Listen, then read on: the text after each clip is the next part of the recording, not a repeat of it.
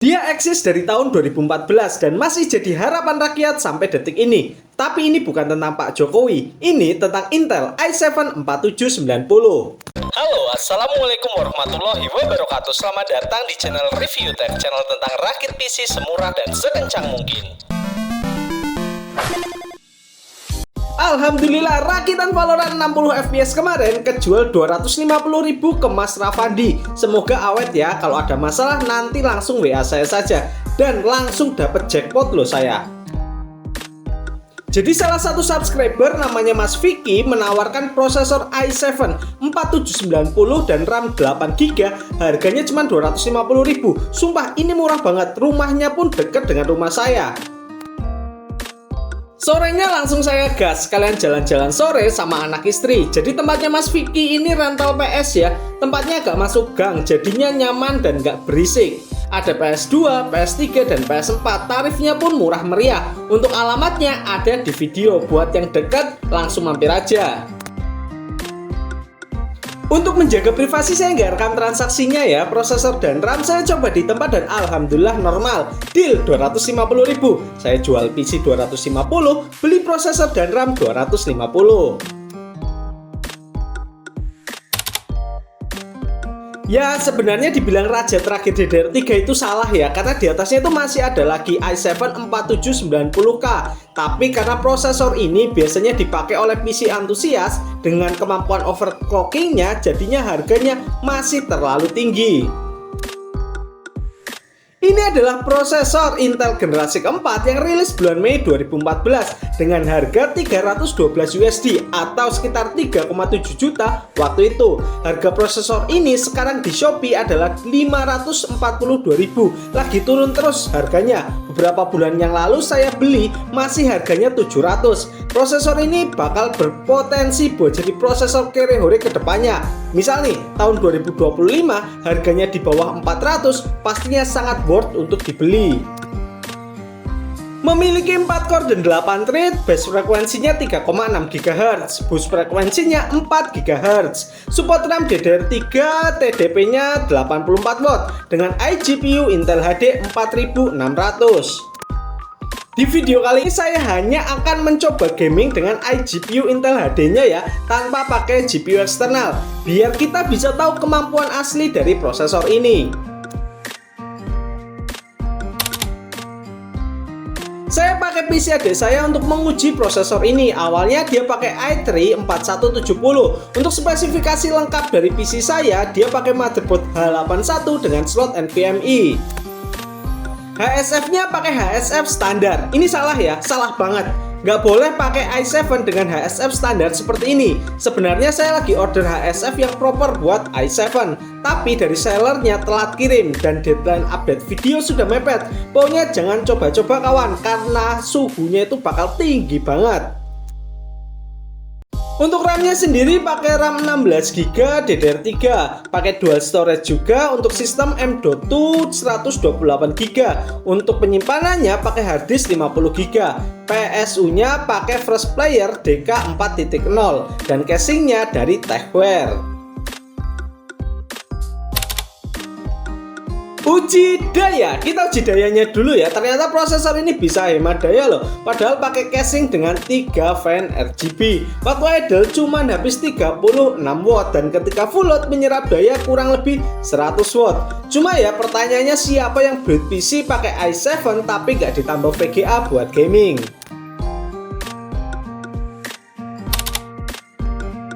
Selanjutnya, uji sintesis. Saya pakai Cinebench R15 dan masih pakai HSF 25 ribuan. Dapat skor 745 CP dan prosesornya tembus suhu 90 derajat. Ini mendingan ya, kemarin itu sempat tembus sampai 95 derajat. Berbahaya banget, pokoknya ini nggak boleh dipakai buat daily. Sebaiknya segera ganti HSF-nya.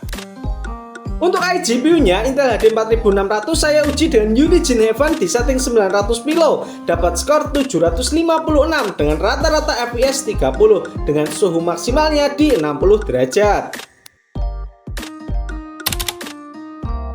Dan terakhir, uji gaming. Karena ini cuma pakai Intel HD, saya coba di 5 game aja. Tapi nanti saya akan bandingkan i7 4790 dengan prosesor i3 10105F.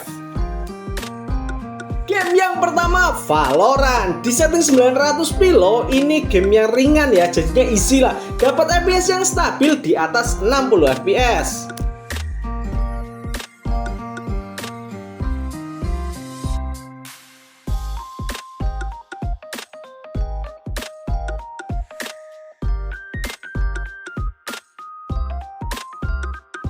Lanjut ke game yang kedua, game e-sport ya, Dota 2. Saya setting di 900p best looking, ketika landing dapat 70-an FPS dan ketika war masih di atas 30-an FPS. Ini game yang CPU bound ya, jadi masih lumayan oke memainkan dengan prosesor ini tanpa VGA.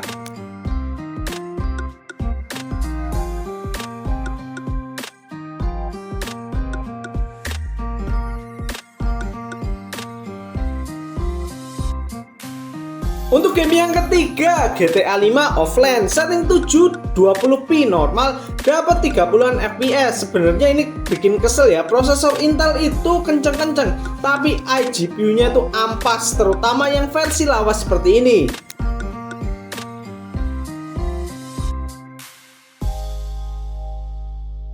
Selanjutnya game yang keempat, PES 2021 di setting 720p low, dapat FPS cuman 21 ke 22. Gak enak buat dimainkan.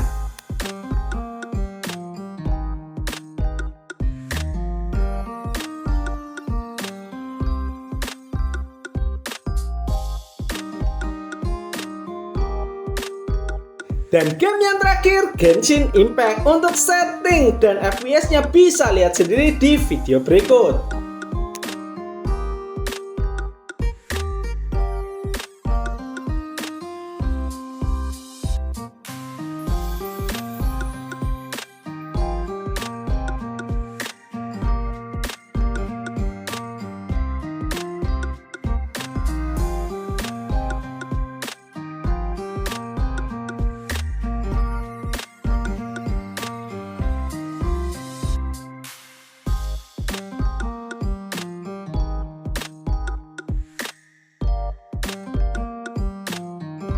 Nah, itu tadi 5 game yang saya mainkan tanpa pakai GPU ya. Sekarang saya akan coba buat mengadu prosesor i7 4790 dengan prosesor i3 10105F yang masih ada barunya. Prosesor saya dulu. Kita bandingkan secara harga dulu. i3 10105F itu harga traynya 787.000, i7 4790 harganya 542.000, selisihnya 245.000. Tapi ingat ya, i3 itu wajib pakai GPU eksternal, sedangkan i7 bisa jalan tanpa GPU eksternal. Untuk mobonya H410M NVMe baru, ASRock harganya 738.000. Sedangkan H81 NVMe baru dari Kio harganya 335.000, selisih 406.000. RAM 16GB DDR4 tanpa heatsink harganya 183x2, 366.000. RAM DDR3 16GB tanpa heatsink harganya 84x2, 168.000, selisih dari RAM 198.000. Dengan asumsi part-part yang lain semuanya sama, maka kalau kita rakit kedua PC ini, selisihnya adalah 849.000. Dengan selisih 849.000, ayo kita cek apakah FPS-nya itu jauh banget atau justru FPS-nya malah dekat. Saya ambil video perbandingan kedua prosesor ini dari channelnya Clover Tech ID. Bisa di subscribe ya teman-teman. Linknya ada di deskripsi. i3 10105F melawan i7 4790. RAM-nya 16GB pakai VGA RX 7600. Part yang lain semuanya sama.